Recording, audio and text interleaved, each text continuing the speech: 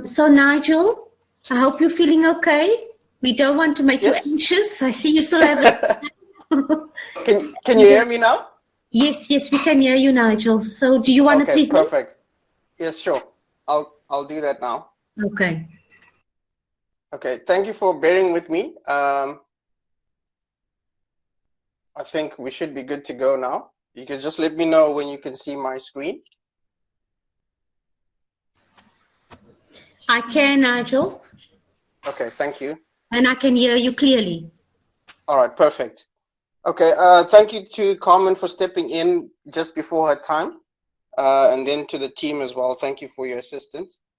I just wanted to start off by just giving a brief intro about where we're situated and the department that I'm currently working for.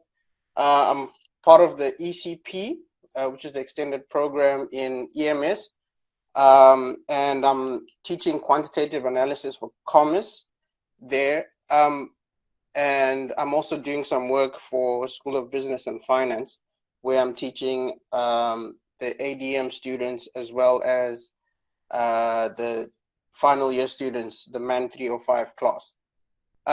So I just wanted to give a little bit of context before I speak on the theories that inform my strategies for teaching and learning. I just want to give you a bit of background of where I'm coming from. I'm a UWC student who I've done a bit of international trade and corporate. I'm doing corporate finance as we speak. So finance has been my background. But what I want to highlight right now in this particular instance is the diploma in teaching and learning that is offered by Teaching and Learning on campus. I think it was Prof. Bozalak. The program that we did there, I think it's coming in handy now because a lot of what we're doing now is becoming very practical, what we covered in that diploma. And this is what informs my teaching and learning approaches, where I've taken a social constructivist view, the work of Vygotsky, and I'm also looking now even before lockdown, I've been already engaged in practices that are informed by the connectivism approach, which is more the approach that is used now in the digital age. So that's just to give you a little bit of background of where I'm coming from.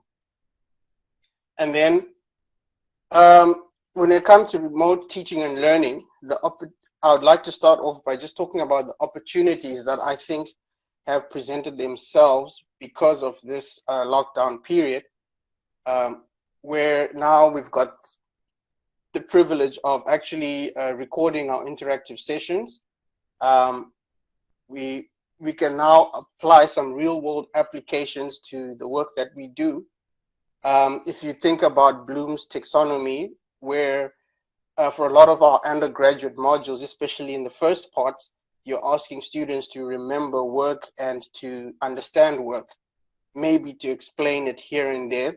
The analysis and the creation of new knowledge normally happens at a much later stage. But now you find yourself having to reconsider your assessment approaches, because where you would have asked the student to remember a formula and apply it, you can't do that now because they've got everything is open book for them in this case.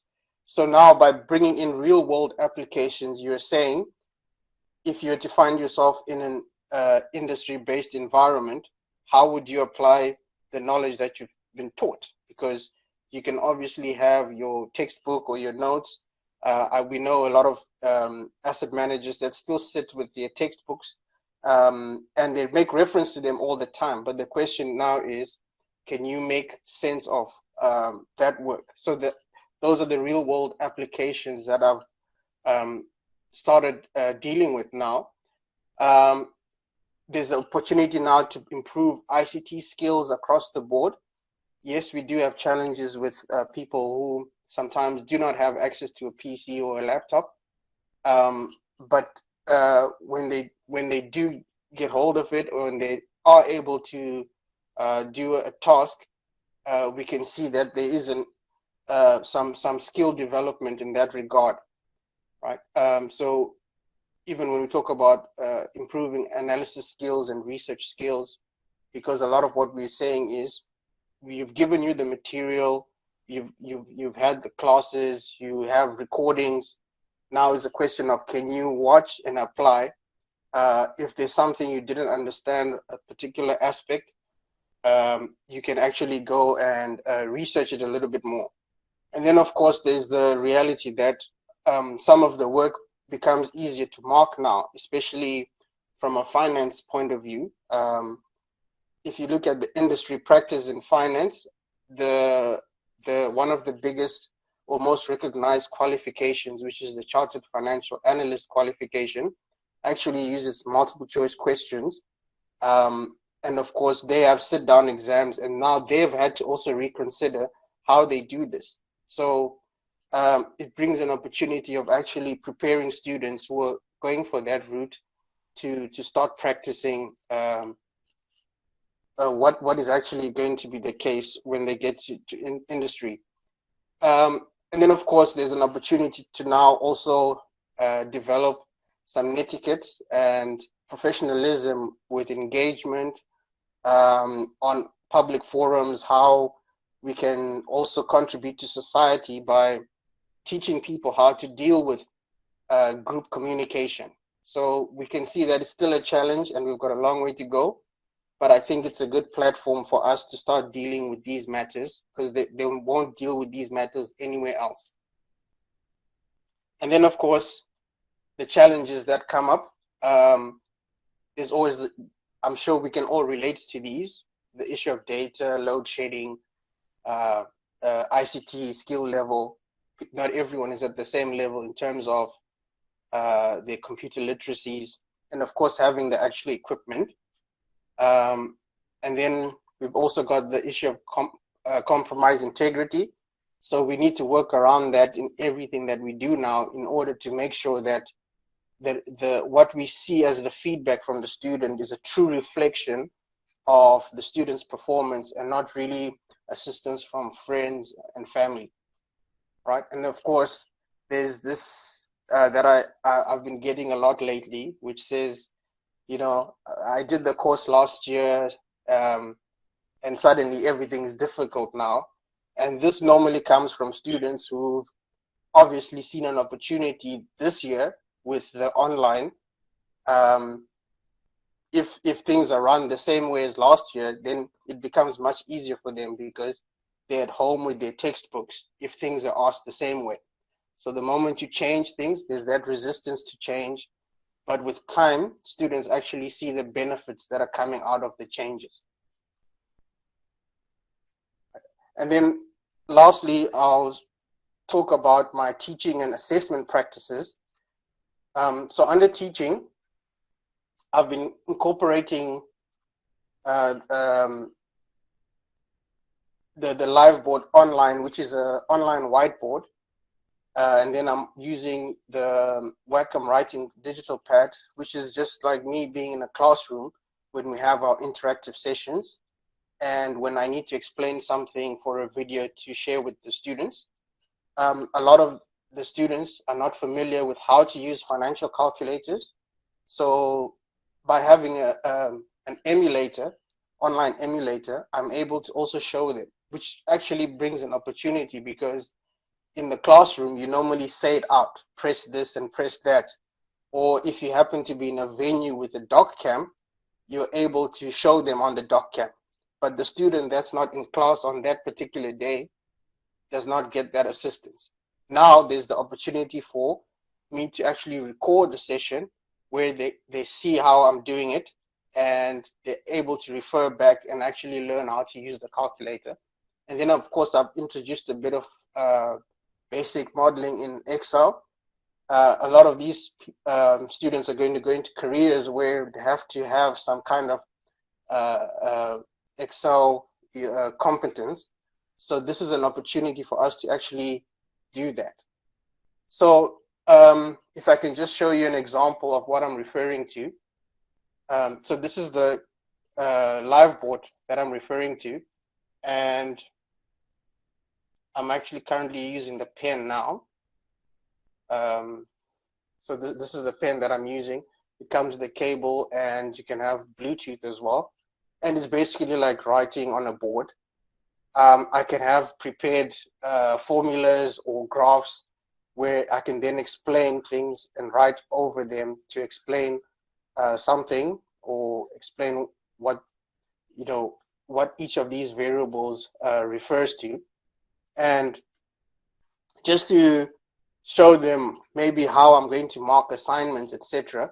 I could have an example of a response from a student and show them as I'm explaining that, okay, maybe this answer is correct, or I'd like them to,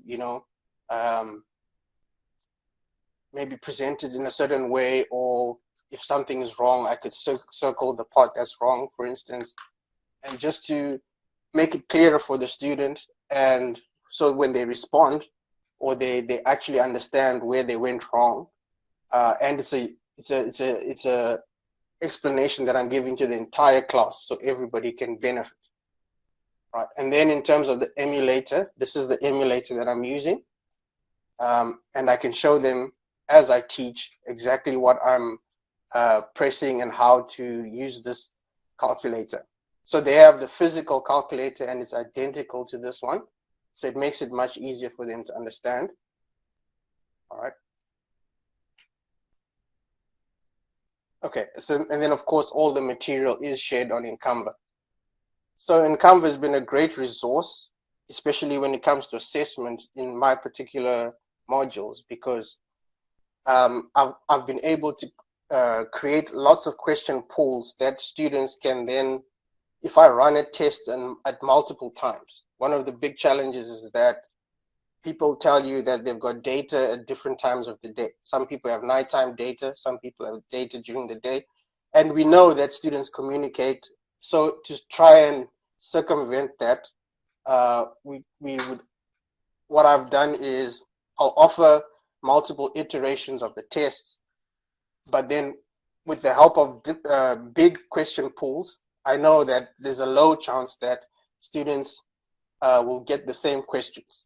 All right, so this tool has been able to assist us with trying to curb the whole issues around integrity, and just having multiple sessions for tests also caters for our students.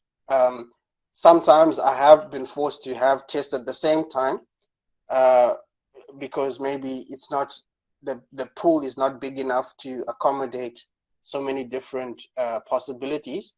But where a pool is big enough, I will actually open it up even for a period of a couple of days, and students can go in and take the test whenever they're able to. They've got data, they don't have load shedding, for instance. And of course, it gives them feedback, and once everybody is written, they're able to see where they've gone wrong, and they're able to see what the correct answer should have been, and where there's serious problems, we can always look at that. With numeric responses has been a great tool for me because it allows, instead of having multiple seconds. Sorry, Nigel, 30 seconds. Oh, 30 seconds. Okay, I'm almost done. All right, so numeric responses have been great because they allow students to actually do a calculation. And in the past, we've had, I'm sure most of us who are teaching finance or mathematics, sometimes you give method marks. But now you find that a student has got the notes at their disposal, they've got the formula at their disposal. We want to see, can they actually execute a calculation and do it properly? So with the numeric responses, you're wanting an exact answer, and where they've gone wrong, you try and have a short waiting for the actual answer, so that they're not, the whole test is not compromised. So so in a nutshell, the tool has been able to assist us with having multiple iterations. Students can do a test multiple times for scaffolding purposes, and then have a graded test for actual capture. All right, thank you so much. Thank you so much, Nigel, and a wonderful presentation. And thank you for your exploration with the various tools. Again, thinking about your students, what is expected of them when they go into the difficult workplace. So you're exposing them to these technologies, but also, and thank you for acknowledging Prof. Vivian Boslak, the course you went on, and how you're able to apply the theory. And by the time you come to us, it's that blend of the theory and the practical. So thank you so much for that. Thank you for your team as well. Big shout out to Caroline. Yay, Carol.